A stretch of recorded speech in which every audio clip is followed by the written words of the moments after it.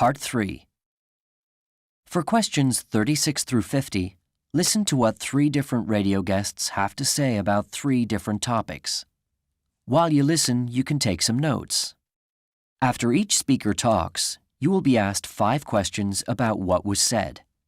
From the 3 answer choices given, you should choose the one which best answers the question according to what you heard. Remember, no problems can be repeated. For problems 36 through 50, mark your answers on the separate answer sheet. Do you have any questions?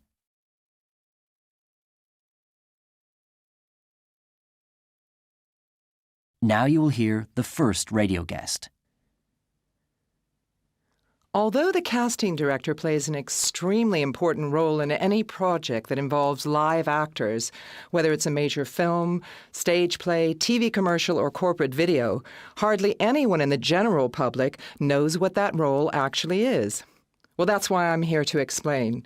And since I'm a casting director myself, I'll explain it from my own perspective. What the casting director does is really pretty simple: to narrow down the choice of actors for a particular project so that it's easier for the producers and director to choose the best people for the roles quickly and efficiently. Let's say a director is planning a movie with a cast of about 60 people. He or she will send me a complete script, often with notes about any special characteristics they're looking for any particular role. And what the casting director has to do is locate possible actors for each role. What this means is that the casting director has to know the work of as many actors as possible and to have that information readily available for quick access.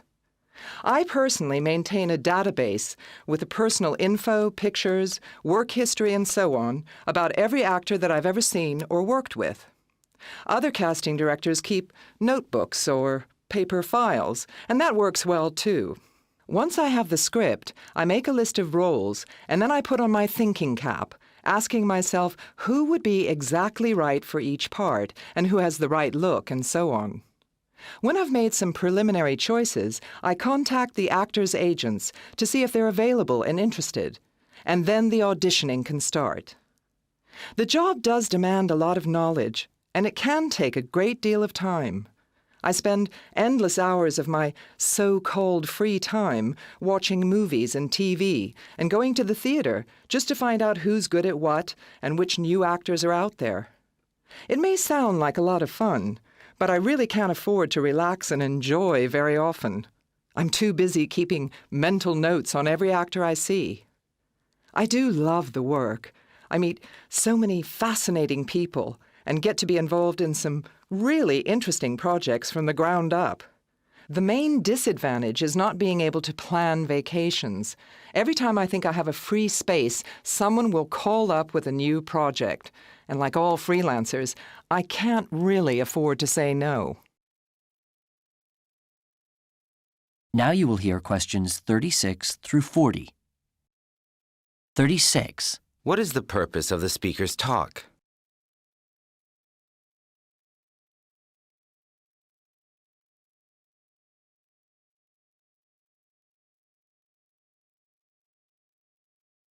37.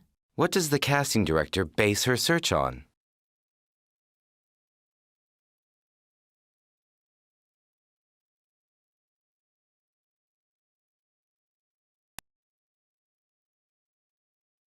38. Where does the speaker keep her information on actors?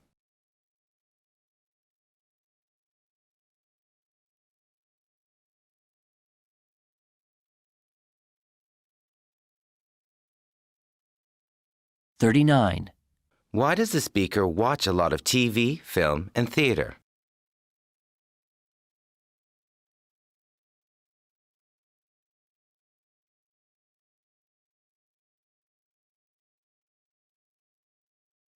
40.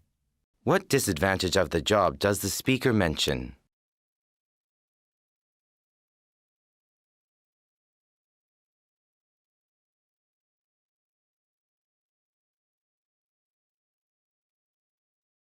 'Now you will hear the second radio guest.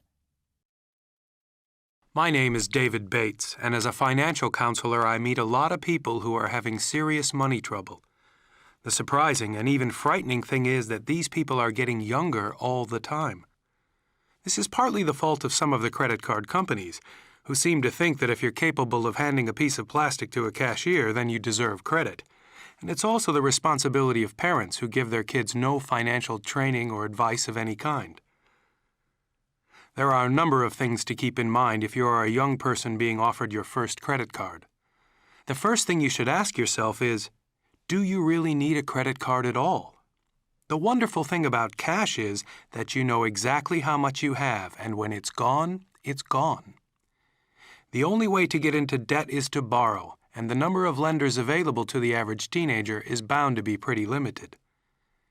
If you do decide you want the convenience of a credit card, keep telling yourself one thing: credit is not free money. Credit card companies are out to make a profit, and the way they do this is to charge large amounts of interest on your unpaid balances. This means that every month you don't pay off your credit card bill in full, you are paying extra, as much as 22% on every dollar you spend. And believe me, this can turn into a very large amount of money faster than you can imagine.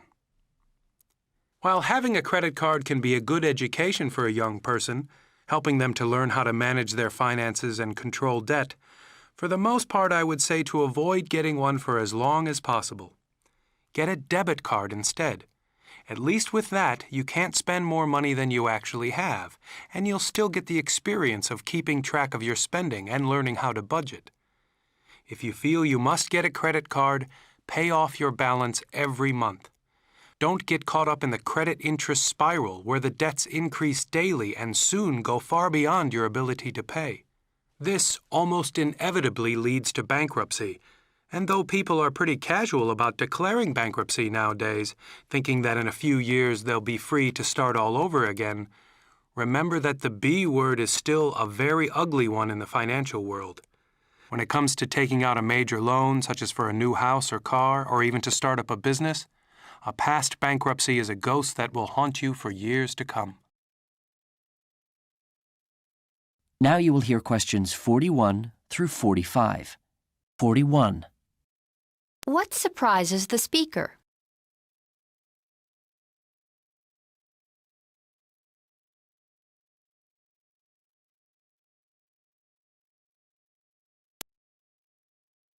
42. Who does he blame for young people's financial problems?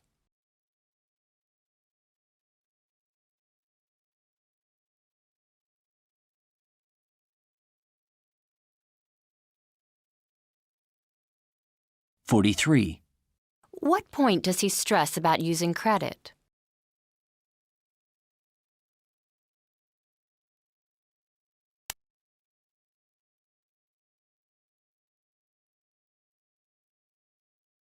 44. What does the speaker say about debit cards?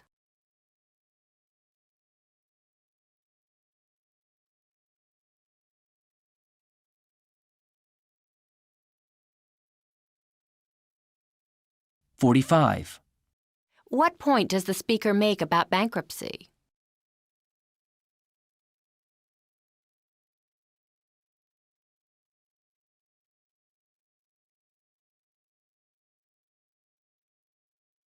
'Now you will hear the third radio guest.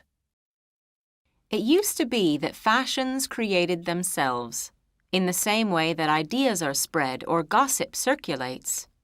Someone saw a unique outfit or hairstyle and copied it. Then several others saw their version and copied that, and so on, until the particular style was a bona fide fashion. A similar process took place with books, paintings, and films. Someone read a book, told some friends about it, they told their friends, and suddenly the book was on the bestseller list. Of course, this still takes place today to a certain extent, but there is also the more recent phenomenon of what I call prescribed fashion.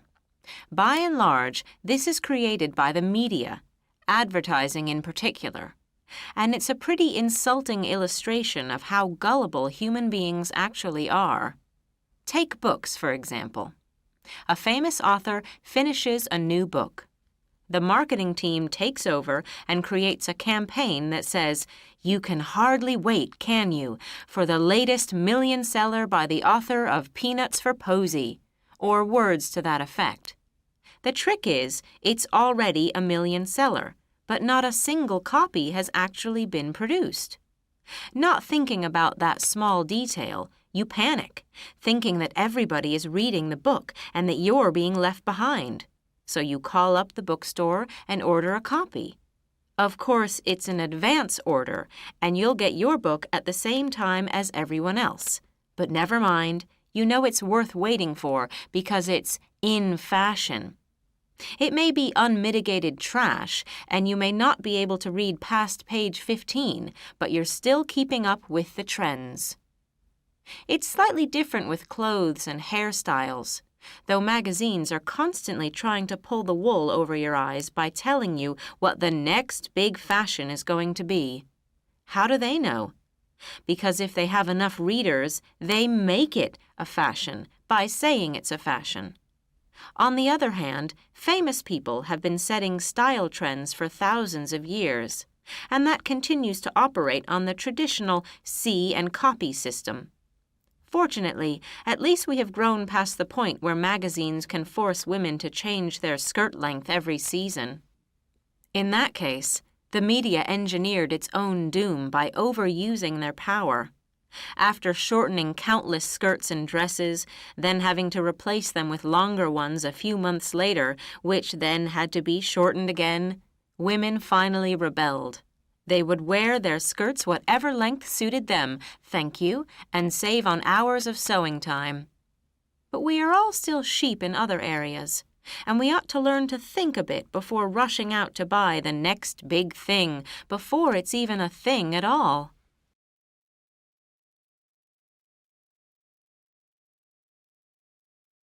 Now you will hear questions 46 through 50. 46. How did books used to become bestsellers?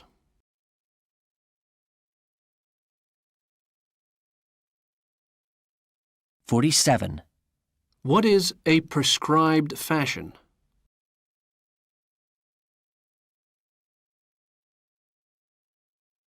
48. What do advertisers do to make something fashionable?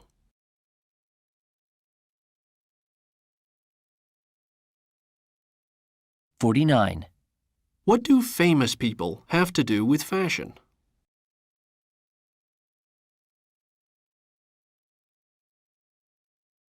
50. What does the speaker say about the length of skirts?